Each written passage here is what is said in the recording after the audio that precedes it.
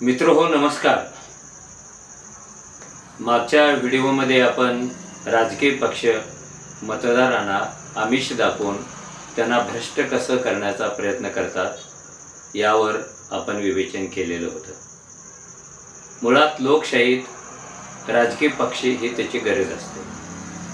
विशेषतः ज्या लोकशाहीमध्ये विरोधी पक्ष सक्षम असतात ती लोकशाही अधिक बळकट असते, कारण लोकांचा आवाज विरोधी पक्षांच्या मार्फत विधिमंडळात किंवा संसदेत पोहोचत असतो।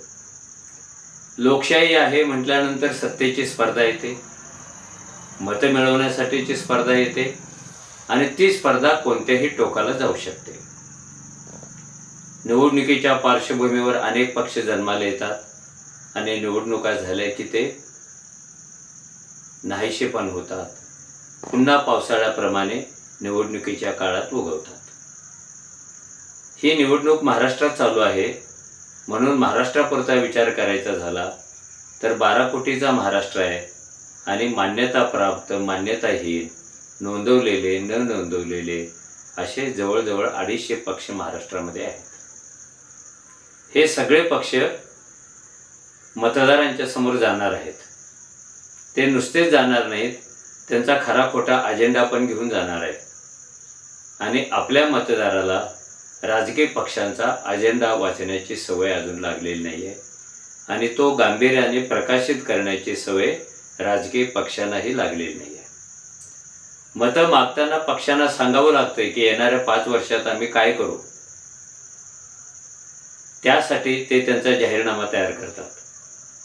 बहुतेक जाहीरनामे जे सरकारी पक्षाचे असतात, सत्ताधाऱ्यांचे असतात, त्याने आपण काय केलं आणि किती लोकांना काय फुकट वाटलं याची जंत्री त्याच्यामध्ये असते। आणि जे विरोधी पक्ष असतात ते सत्ताधारी पक्षाच्या अजेंड्याला विरोध करण्यासाठी त्यांच्यापेक्षा भव्य दिव्य घोषणा करून बसतात। आपल्याला महाराष्ट्र डेव्हलप करायचा आहे, महाराष्ट्रातली जनता डेव्हलप करायची आहे। जे महाराष्ट्र कर्जबाजारीच्या संदर्भामध्ये एकदम टॉपला पोहोचलेला आहे, जो महाराष्ट्र बेकारीच्या बाबतीमध्ये आघाडीवर गेलेला आहे, जो महाराष्ट्र शेतीमालाच्या, शेती उत्पादनाच्या किमतीमध्ये खाली खाली चाललेला आहे, जो महाराष्ट्र शिक्षण भरपूर घेतो पण नोकरीसाठी वणवण फिरतो, तो महाराष्ट्र इथे महिला असुरक्षित वाटाव्यात अशी परिस्थिती आहे, तो महाराष्ट्र निम्म्या महाराष्ट्रात पिण्याच्या पाण्याची वानवा असते, तो महाराष्ट्र निम्म्या महाराष्ट्रामध्ये वीज डोळे मिचकावत येते आणि डोळे मिचकावत जाते। हा महाराष्ट्र तो विकास करण्याची, विकसित करण्याची, त्याला पुढे नेण्याची गॅरंटी आणि वॉरंटी कोण देतं? हे सगळे पक्ष मतदारांना भुलवण्यासाठी लोकप्रिय घोषणांचा वापर करतात आणि अशा घोषणा की ज्या पापुद्र्यासारख्या असतात, 3-4 महिने राबवल्या की उडून जातात, त्याचा काही परिणामच दिसत नाही। अशा घोषणांच्या पासून आणि अशा घोषणा देणाऱ्या राजकीय पक्षांच्या पासून जर मतदार सावध राहतील, त्यांचे जाहीरनामे वाचतील तर ते खरे जबाबदार मतदार ठरतील। गेल्या काही वर्षापासून महाराष्ट्रातले हे राजकारण धर्मामुळे, जातीमुळे घुसळून निघालेलं आहे। राखीव जागांचा प्रश्न आहे, धार्मिक तेढ आहे, धर्मस्थळावरचे वाद आहेत, प्रदेशाप्रदेशातले वाद आहेत, पाण्यावरचे वाद आहेत, महाराष्ट्र कर्नाटक सीमा प्रश्न गेल्या 70 वर्षात अजून सुटलेला नाही आहे, 60 वर्षात सुटलेला नाही आहे। असे अनेक प्रश्न महाराष्ट्राला भेडसावत आहेत आणि त्याची उत्तरं, त्याची मांडणी, त्याची आखणी कोणताही पक्ष नीट करत नाही, तो केवळ वोट कॅचिंग जाहीरनामे देण्याचा प्रयत्न करतो। मुळात आपला मतदार जाहीरनामा वाचतच नाही। 12 कोटी मतदार संख्येत 9 कोटी मतदार आहेत असं जर आपण मानलं तर किती कोटी लोकांनी जाहीरनामे वाचलेले असतील? आपलं मतदान हे 60च्या खालीच का राहतं, 70च्या खालीच का राहतं, 100% का होत नाही? लोकशाहीने बनवलेला मतदार कुठे जातो? आणि मतदार जेव्हा निष्क्रिय असतो तेव्हा स्वाभाविकच राजकीय पक्ष सुद्धा त्याला भुलवण्यासाठीच प्रयत्न करतात. तुम्ही बघा, गेल्या 4 वर्षामध्ये, गेल्या 2.5 वर्षामध्ये किती राजकीय नेत्यांच्या कपाळावर मोठे मोठे टिळे दिसत आहेत, किती राजकीय नेत्यांच्या गळ्यात माळा दिसत आहेत, किती राजकीय नेते अन्य धर्मीयांच्याविषयी द्वेषमूलक भाषणं करतात, वातावरण खराब करतात. हा काय अजेंडा आहे काय राजकीय पक्षांचा? निवडणुका घ्यायच्यात कोणासाठी? लोकशाहीच्या संवर्धनासाठी घ्यायच्या आहेत की तेढ वाढवण्यासाठी घ्यायचे? हे सगळं आपण नीट अभ्यास करायला शिकलं पाहिजे. आपल्याला घटनेनेच धार्मिक स्वातंत्र्य दिले, आध्यात्मिक स्वातंत्र्य दिलेले आहे.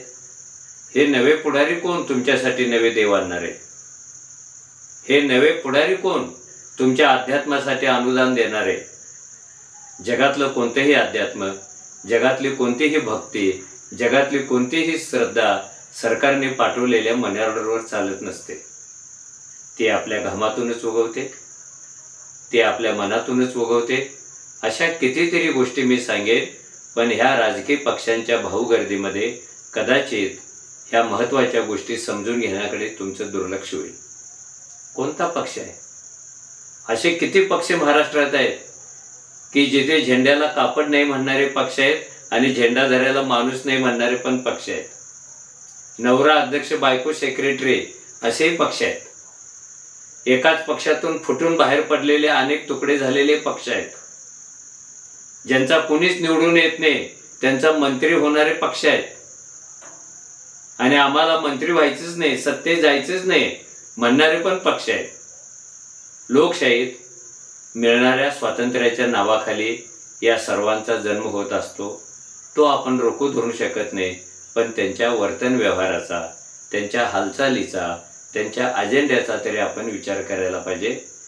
जसं थेट लोकशाही जिथे असते स्वित्झर्लंड सारख्या देशामध्ये, तिथे निवडून गेलेल्या उमेदवाराला दर 3-4 महिन्यांनी पारावर येऊन लोकांच्या समोर भाषण करून मी काय काय केलं 3 महिन्याच्या कालावधीत याचा हिसाब किताब द्यावा लागतो.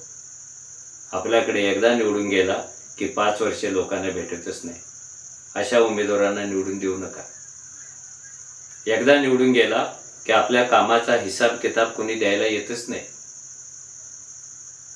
निवडणुकीच्या 2-3 महिन्याच्या काळात तो लोकांच्या पाया पडतो आणि उरलेली 5 वर्षे तो लोकांना पाया पडायला लागतो. बाबासाहेबांची लोकशाही, बाबासाहेबांचं संविधान असं नाही आहे. ते सामान्य माणसाचा आत्मसन्मान वाढवणार आहे.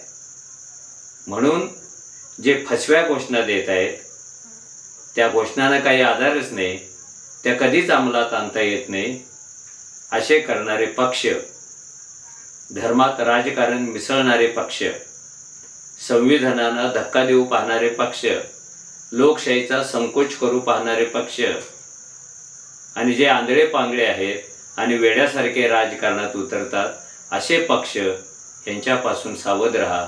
कारण पक्ष हा सुद्धा कधी आकाशातूनच येत नाही. लोक कोणत्या लायकीचे आहेत त्यावरूनच त्यांचा पक्ष ठरत असतो.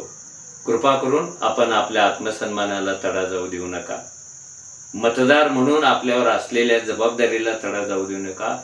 कुणी काही म्हटलं तरी हा देश तुमच्या मतातून उभा राहणार असतो, तुमच्या मतातून चालणार असतो आणि तुमच्या मतावरच इथलं संविधान सुरक्षित राहणार असतं.